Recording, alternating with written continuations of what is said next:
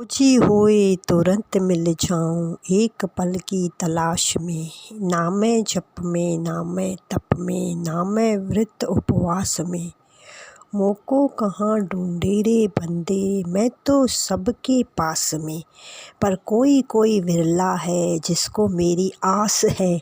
वो आशाता है, वो जानता है कि मुझे वो मिलेगा ज़रूर। फिर वो कथाओं में महापुरुषों के पास दौड़ता रहता है, कहीं ना कहीं से मिल जाएगा वो प्यारा जो चला रहा है इस सृष्टि को। क्या चलते चलते सुनते सुनते एक दिन महापुरुषों के मुख से, क्योंकि वो सदा उसमें रमण करते हैं, तो महापुरुषों के मुख से सदा वो ही वचन निकलते हैं। जहाँ जहाँ वो रमण करते हैं वहाँ का आनंद वो बांटते रहते हैं।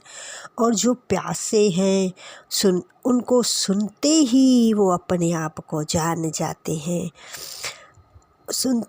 जब खुद की खबर मिलती है इतना आनंद आता है जिसका वर्णन नहीं हो सकता।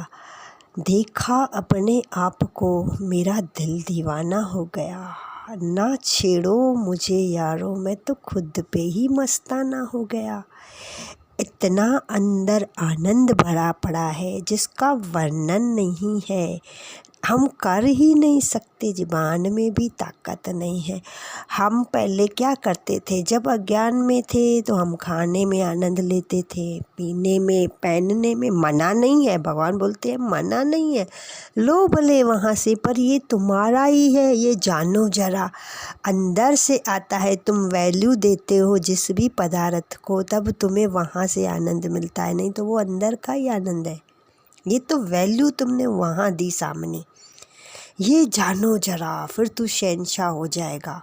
तू उस वस्तु का गुलाम नहीं रहेगा। ये मुझे खुशी दे नहीं, हाथ लगाएगा, नज़र डालेगा, तू अपने आप में से खुशी लेगा। क्या इतना है तू शहंशाह। महान पुरुषों की यही नज़र है, वो पदार्थों से आनंद नहीं लेते, वो तो अपने भीतर का आनंद लेते हैं और सेवा लेते हैं पदार्थों से। जब भूख लगती है वो भी अपने शरीर को खिलाते हैं, ऐसा नहीं भूखमरी करते हैं, वो भी खिलाते हैं, पर वो भोगी बन के नहीं खाते। उनको जितना ज़रूरी है वो भोग लगाते हैं, भोगी बन के कभी नहीं खिलाते शरीर को।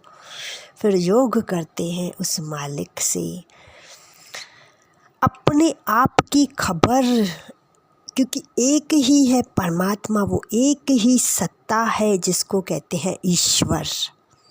ईश्वर कोई अलग अलग नहीं है भाई, राम था, कृष्ण था, गुरु नानक, सब अलग अलग ईश्वर है, नहीं। उनके भीतर जो एक सत्ता है सत्य की, वो है ईश्वर। वो एक ही है, सब में अलग अलग नहीं है। तुझ में भी है, मुझ में भी है। बस गुरु नानक और कृष्ण जी ने उसको जगा दिया था, जान चुके थे। हम भी उसको जानने के रास्ते में है, उनसे मिलके हम भी अपना ये मनुष्य चोला सफल करके जाएं, क्योंकि ये मनुष्य चोला बार बार नहीं मिलता। क्योंकि हमने बहुत समय से सुना है कि 84 लाख जूनियों के बाद मिलता है। मतलब समझते हो कितना समय लगा, इतने जन्म लिए कि हम हड्डियों का ढेर लगाए ना तो पहाड़ के पहाड़ बन जाए, इतने जन्म लिए, फिर भी हमने खुद को नहीं जाना। जब राम थे तब भी हम थे, जब कृष्ण थे तब भी हम थे, पर हमने उनकी वाणी को ध्यान नहीं दिया, तब भी आज तक हम यहाँ भटक रहे हैं। नहीं तो हम भी तो उनके जैसे ही हैं।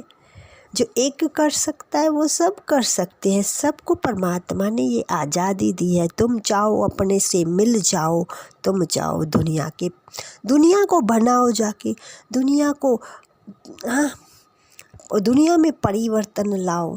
दोनों तुम्हारे हाथ में है, दुनिया को बढ़ाओ या खुद में आ जाओ। ये दो रास्ते हैं, तुम्हारी मर्जी।